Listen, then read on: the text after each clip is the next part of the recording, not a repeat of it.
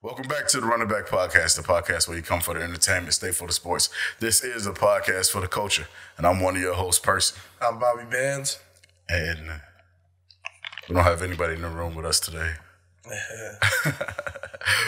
Reef went back there and had to take care of business. Yeah. Want to start this episode off by reading off the names of the victims, are we calling them? Kobe Bryant. Tragic event. Of the tragedy, Kobe Bryant, Gigi Bryant. Gianna, right? Huh? Gianna Bryant. Yeah.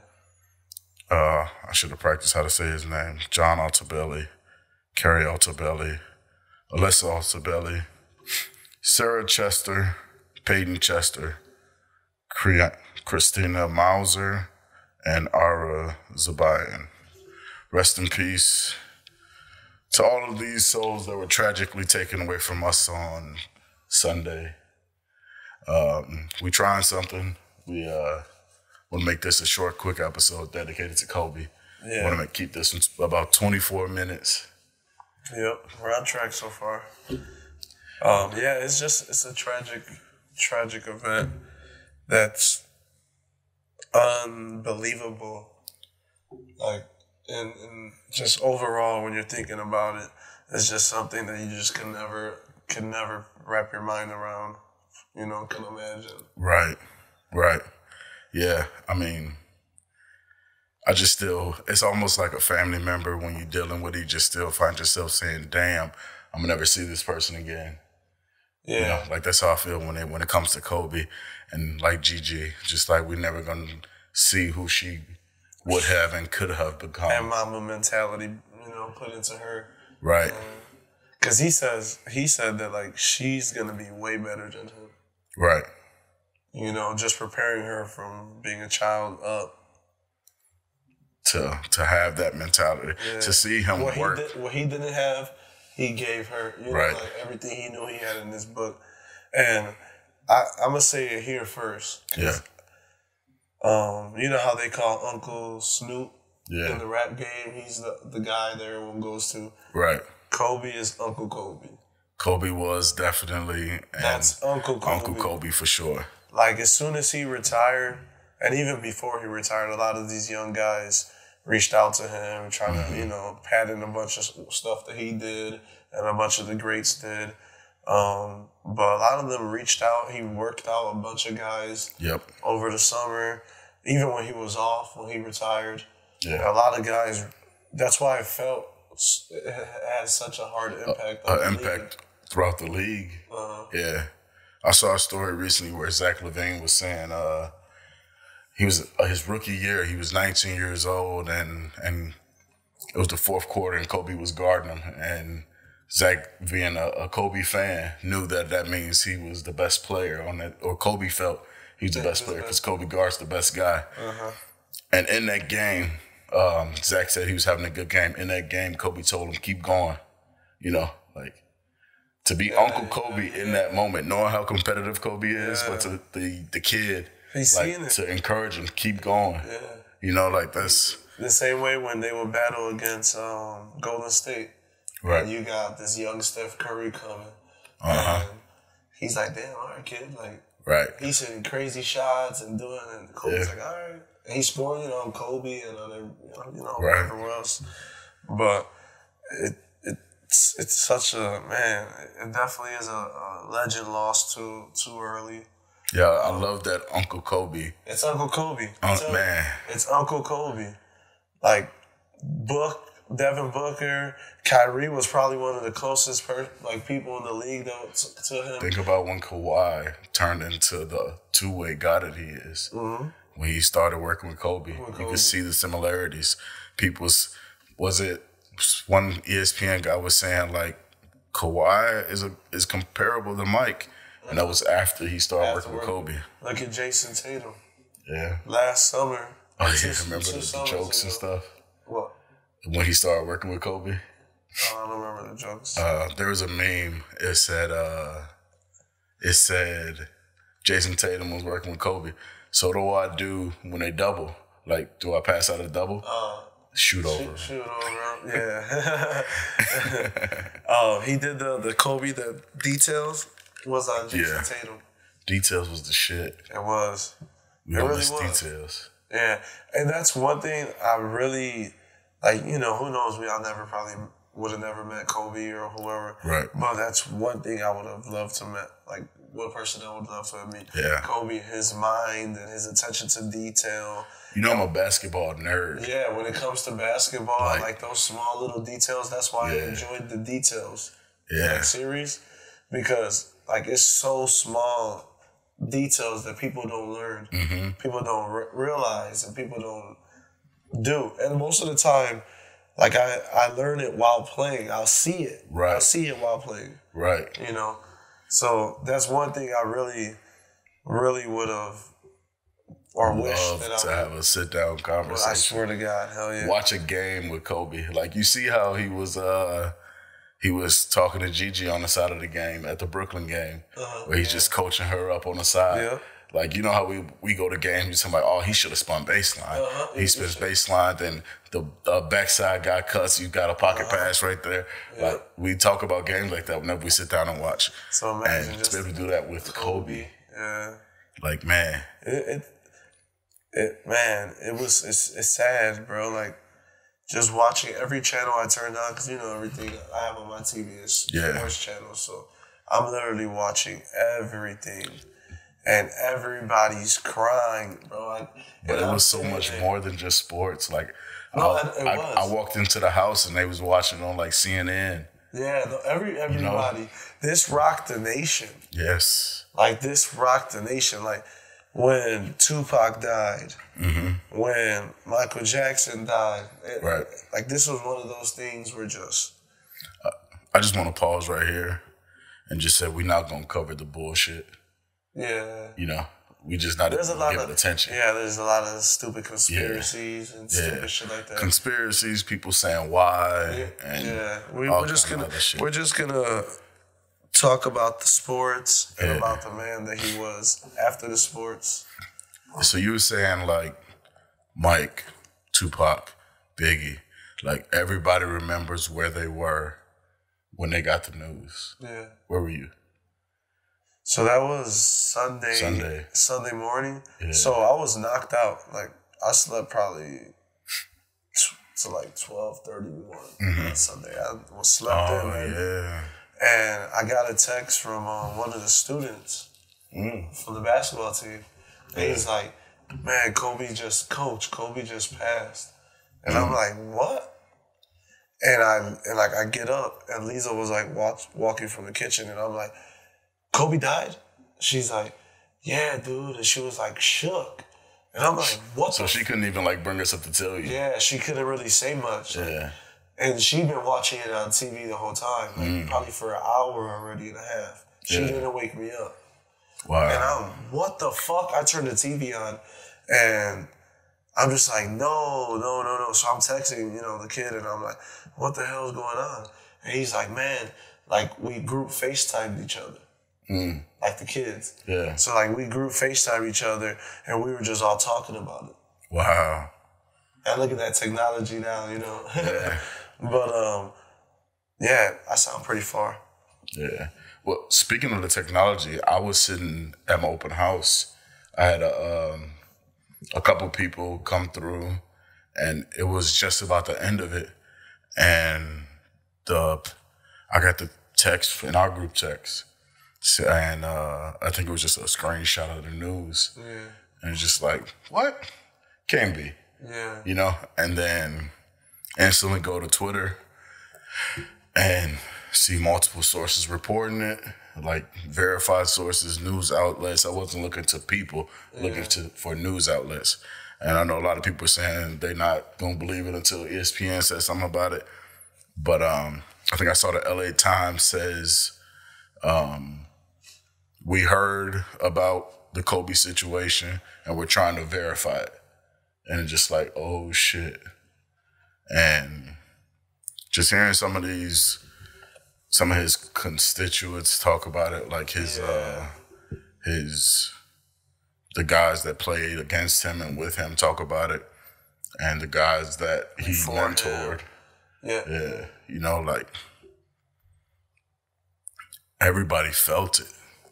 Yeah. You know? It was, and when I looked at it from the outside looking in, and I seen the kids, how shook they were. Yeah. You know, the next morning we had practice. I believe, Monday morning we had practice. Yeah. And, like, everybody's just like, coach, and we're talking like, damn, that's crazy, and, you know, this and that. Mm-hmm. And I just, like, called everybody to the middle, and I'm just like, take a second and just appreciate life. Right. You know, they're young. Yeah. So I just want them, you know, Kobe always took advantage of what was in front of him and just really grasp and take advantage of your life and really push forward. And I just try to give him a little message, you know what I'm saying? Like, just, keep it going. At this moment. Yeah, because they're young and they're not going to forget this. This is Kobe, LeBron is their Jordan, their generational GOAT. Right. Yeah. That's the player, them coming up from a child as being in, you know, from 2005, 2006, being 14 to 18. Mm-hmm. That's like your generational GOAT. They're just old enough not to say Steph is the best player they saw because they did see Kobe as a kid. Yeah. They did see prime LeBron. Yeah. So, like my nephew is... that's Steph. Yeah, the 8-year-olds, 9-year-olds are the Steph Curry. Those are the Steph babies. Yeah. But, like, these are the LeBron Kobe These are the KD LeBron Kobe. Yeah. KD LeBron Kobe. Like, just old enough to know, like, Kobe ran shit in 2010. Man. And when it comes to basketball, what's one thing you'll never forget when it comes to Kobe? Everybody knows the scorer, you know, like... Man. Or what's your favorite, like, if you could just watch that? My personal, like, big moment celebration is from Kobe. It's the one fist and just like, you know? Funny story. The last time I played, basically, we can call it semi-pro baseball, right? I hit a homer. Yeah. And I'm going around. I did it. You know, I'm not thinking about Kobe. I know where it comes from though. And I just and I did this all the way around the bases. And then they made some jokes. And, like, when I got in the dugout, like, Percy, what was this? It was just like, that's my thing, you know. Mamba mentality type shit, you know. Yeah. But yeah, just that, and I think about that celebration, biting a jersey. Because I did that too. And I'm a fingernail biter. So, like, biting the jersey was like to not bite my dirty ass hands during the game. And then Lakers Celtics, I feel like brought that back. Lakers Celtics, okay. So Lakers Celtics put the stamp on Kobe for me. I was not convinced. And I remember Bonnie, shout out Bonnie, our boy Bonnie from high school. He was like, Kobe's the truth, man. He's the best player. He had 3 rings at this time. The three-peat. That's all he had. And I'm like, nah, man, Kobe not. And LeBron's the best player in the league. Blah, blah. I'm really pushing for LeBron. I was like high on LeBron. Right. And even though LeBron had not won anything yet. Right. You know, but you still, see it. LeBron, I'm a big LeBron fan. So he won those 2. And I remember sitting at Eckerd Park. Yeah. And I told Bonnie, we were hooping, I said, Bonnie, after those series, I said, you're right. But then so he won 09 and 10, right? I think it was. Those stories of those championships starts to come out about how he speaks Spanish to Pau Gasol. Yeah. He, you know what I'm saying? He had broken fingers and all kind of shit, like, the warrior that he was, the survivor that he was. He tore his Achilles, went back, shot the free throws, left the game. And walked off. How the hell? You tore your Achilles. I tore my... I felt that pain. I couldn't feel my foot. My foot was dangling off my leg. Knocked down 2 free throws. With his foot, like, walk limping. Yeah, and then... I don't know how. Walked off. Yeah. And then not to mention, and he went out with a bang. I can't think of a better way to say it. 60? He dropped 60 in that final game. Uh-huh. Like, it's so much greatness, and I was on the same boat as you. I didn't appreciate him in the beginning. The first 3 rings was, you know, those Shaq rings. You know what I'm saying? Yeah, like that's how it was. And then, but obviously everybody was Shaq and Kobe, Shaq and Kobe, Shaq and Kobe. That's the best dynamic duo since Scotty and Mike. You know, and he went through that like not passing the ball. You know that whole little that stubborn phase. Then you know the scandal where he was like supposedly with the girl and all that. Where it was those years where he was just getting drowned in the media. Yeah. You know, so like him coming back, everybody knew he was the scorer he was. Right. But it was like, can you win? Yeah. Can you win? Can you win? And then he was lethal. Man. I ain't even gonna hold you though. I did tune into that Moesha episode when he was on there. I'm like, hey, that's Kobe. So my favorite Kobe is, well, not my favorite. Well, if I have to watch like for all time, I'm watching Kobe Christmas days. Like Christmas Day Kobe. So remember Kobe was in Christmas, like Kobe knows the moment. Yeah, like Kobe, even though the team was trash, Kobe Christmas Day was different. All-star Kobe too. Yeah, hell yeah. And the reason why Amari Stoudemire and Steve Nash they didn't win a ring, right? No. Kobe. Yeah. Kobe all them Phoenix teams. The Phoenix teams, they have to go through the the Lakers were killing them. Man. Yeah. They were stopping them. That Phoenix team could not get past the first round. Yeah. And even who was it? Olympic Kobe. Yeah. Olympic Kobe was. He won too. I feel like I learned a lot about him watching the Olympic teams too. The Redeem team, where LeBron was the best player, but Kobe was the leader. Yeah. And then I think 4 years later, LeBron was the leader. But Kobe was still on the team. Kobe's like the vet. And Kobe was the vet, right? Like, just watching those things, those documentaries, those stories, you get those insights to like Kobe coming into the gym working out, or somebody coming to the gym, Kobe's already there working out, and then Kobe stays working out longer just so you, like, I'm not going to allow you to even think that you outworking me. Yeah. You know, like, them moments. I wish, like, when it comes to, like, belief and motivation and inspiration, like, I believe that. Like, Kobe, that's one thing I could say me and Kobe are locked in. Like, you can really do whatever the hell you want to. Like, you really push and work hard, and, like, you can really be what you want to be. And Kobe was all about that. Like, Kobe really is the definition and, like, of hard work. Of taking everything that you got and making something of it. I'll be looking at shit and just like, there's times obviously when you catch yourself slipping, and honestly now after the tragedy, it's like the Mamba mentality is such a bigger thing now, and it's like you catch yourself slipping. Mamba mentality is all you need to tell yourself to get back in line. Yeah, I mean, it's a different feel for this one. Definitely a different feel for this one. It's hard to even think. Like I said, I just be thinking, damn, you know. Yeah. Let me ask. We could probably end it with this one. How many minutes we got? We got about 4 more minutes. So top 5 best ever.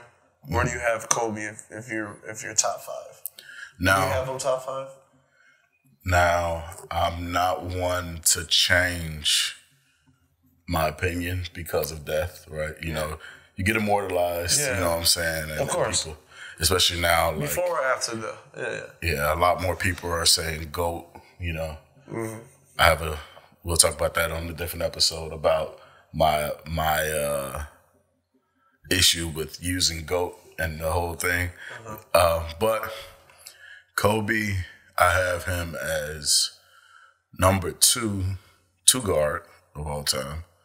I'll be giving it to Wade on accident because I'll be forgetting about Kobe. Yeah. Number two guard of all time, right behind Mike, obviously. But then top 5 players of all time. 5? I don't know if I have him as a top 5 player of all time. That's 5, right? Yeah. But I do have him as, like, if I had to pick my team that I'm going to play with, I'm going to take Kobe because I'm the type of personality that needs that get on your shit. And I'm going to get on my shit. Yeah. You know? Yeah.